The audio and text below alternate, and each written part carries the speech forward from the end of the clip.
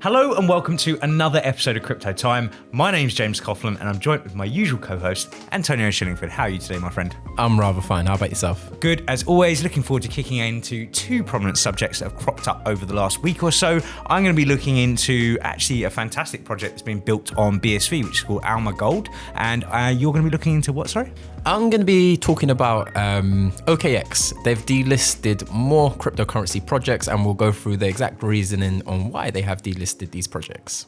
So let's kick straight into the news. I said that I was going to be covering Amleh Gold, which is a wicked project which is being built on top of BSV. So let's cover what's been covered on their website and what's been looked at on CoinGeek.com, just to give a real kind of overview as to exactly what this project is. So what we have is a compliant and transparent in every way possible gold bars that are redeemable from the vault. CoinGeek.com have actually pretty much come out with a statement which has been great to support obviously what the project is doing at this moment in time, which is the Amleh token offers a digitized on-chain gold token emulating gold certificates that have existed off-chain for decades. While the principle is nothing new, the new technology is revolutionary in its impact thanks to the scalability of the BSV blockchain and the flexibility of the token protocol, which I think is a really cool way of putting it. I think that's a nice way that CoinGeek have obviously reported that. I'm now going to run through a couple of the bits that are on amleghgolds.com, just really showing off some of the cool features that this product is going to offer.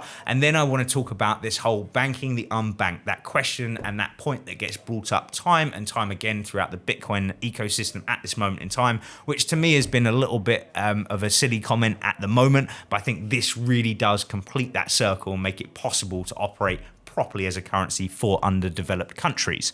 So let's have a look at the cool points that are working. So we have Amleh Gold is 100% gold-backed token operating on the BSV blockchain. The model is not new, however, the technology backing it is. So that's just alluding to the whole blockchain technology, which is now going to show us exactly what happens with that gold. Now, Bitcoin SV equals scalability. So the way that they've put it here is Amleh Gold is capable of tokenizing gold right down to the milligram, making it possible to own as little as 4 cents of gold at today's market rates. And that is only possible due to the fact that the blockchain has scaled the way it has scaled. Or those kind of micro payments and things like that would not have been possible up until this stage. Not only that, but they actually launched with 10 kilograms of gold being placed within their vault for the launch. But they've also mentioned that pending obviously what's going to happen in relation to demand, they'll be upping those levels because, as we said, it's 100% backed, which is a cool point to it. Audit reports will be uploaded and immutably stamped on the blockchain. Finally, something that really makes sense when it comes to this kind of sector. Yeah, because we've actually had a few conversations around this as well. The fact that a lot of these companies do need to be audited and those reports do need to be posted and audited by reputable firms, because if you look way back in the day as to how the whole system came about in general, the fact that you used to have these people that were protecting gold in reserves, then they used to issue these paper tokens, which resembled X amount of gold held in their reserves. So people no longer had to walk around holding loads of gold, which is extremely heavy, which I definitely don't want to do. With your small muscles, I know. Well, that's a bit rude. But basically, walking around with these tokens, and then, of course, you just exchange these tokens. Yeah. Then these people that were protecting the gold was like, not many people are checking it.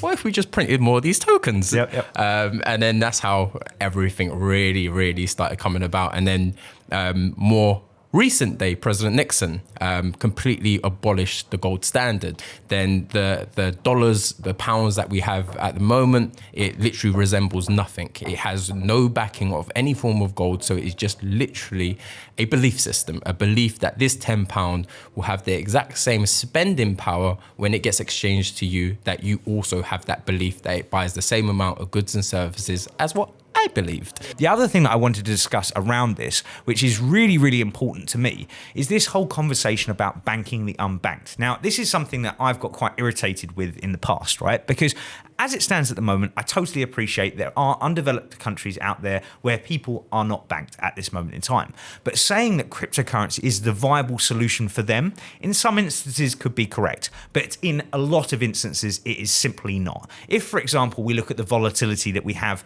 over over the last couple of weeks or so. We've had nights where we've woken up the next morning and 20% has come off the price. We've also woken up and we've seen that prices have pumped up overnight.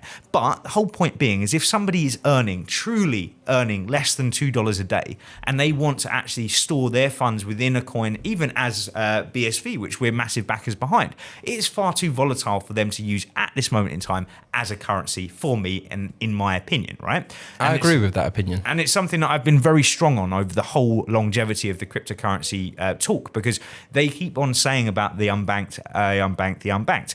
But what my major point here is this now is finally an option that the unbanked can use, right? Because they're not going to have to worry that they're going to have huge and wild fluctuations overnight. And like we said, it can be fantastic if you make 20% overnight, but you simply can't afford to lose anything overnight. So you can't afford to make that risk. However, when you're talking about a stable asset such as gold, which has been around for thousands of years, we know that does tick the box when it comes to stability. So that, for me, I think is a really nice place to actually wrap up on Amleh Gold. I think it's a fantastic project, and I'm looking forward to seeing that get used in undeveloped countries as well as developed countries, and being used by the general population as a whole. So I think it's exciting times for BSV, exciting times for projects like that, and I'm interested to see how it's all going to roll out. Yeah, I completely agree. So, OKEx. Yeah, OKEx. So we've been talking a lot about exchanges in general recently. The regulatory standpoint as well, the fact that everyone is now starting to actually clean up their act, the fact that a lot of these ICOs are getting huge fines slapped on them.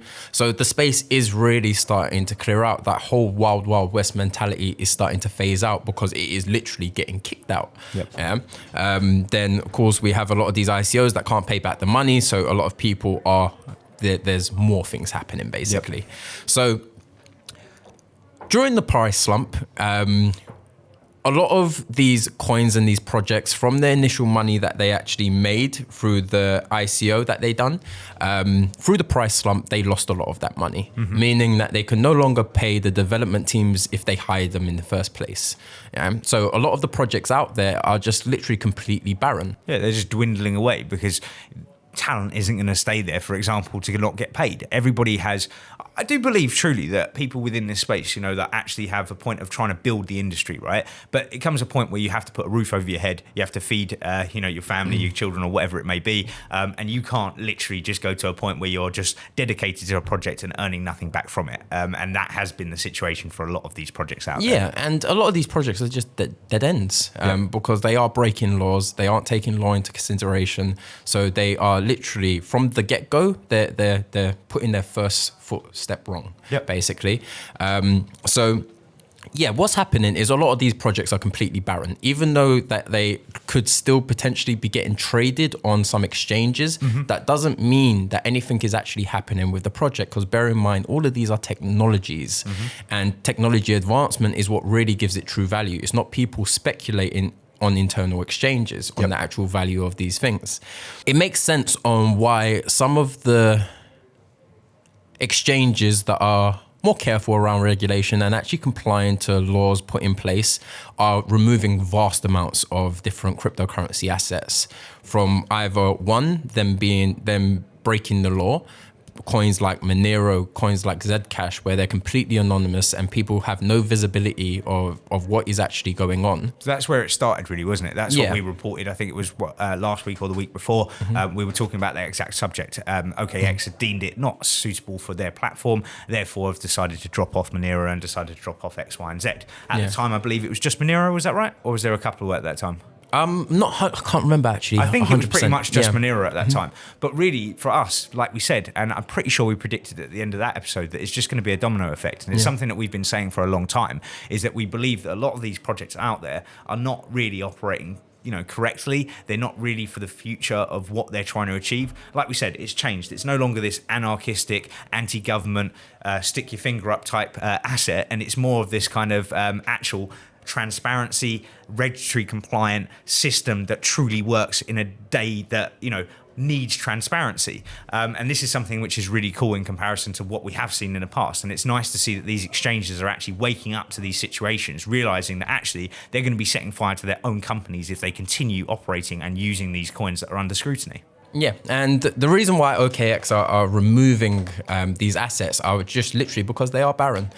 They don't have investor interest. There's nothing in terms of utilities that are currently happening with these projects. So it makes complete sense for them to remove them off their exchange, especially when they are getting regulation pressures from China. Yep. So everyone is now really starting to kick into line.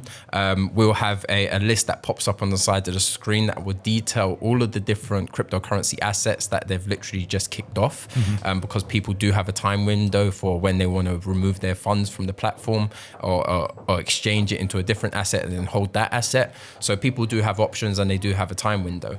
So we are now starting to see these knock-on effects that we were talking about initially, and it's just a really, really good thing to see, because I know a lot of people may see it as a negative, but the fact that all of these things are now starting to get properly cleaned out is a huge, huge positive, because once we come into a more cleaner space and you actually have visibility of what is currently happening in these exchanges, you have visibility as to what's happening internally within all these different projects, you have visibility of these blockchains, then you have liquidity providers that are more than happy to start entering into the space and actually start issuing true liquidity into the market, where we can start competing against traditional markets, because at the moment it's just not there. Yeah, and I think actually that's a really nice place to wrap this episode up. As always, guys, thank you so much for watching. If you are enjoying the content that we're putting out, please hit that notification button, that like and subscribe.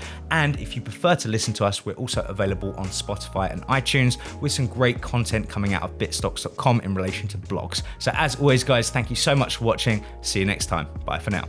Peace and love.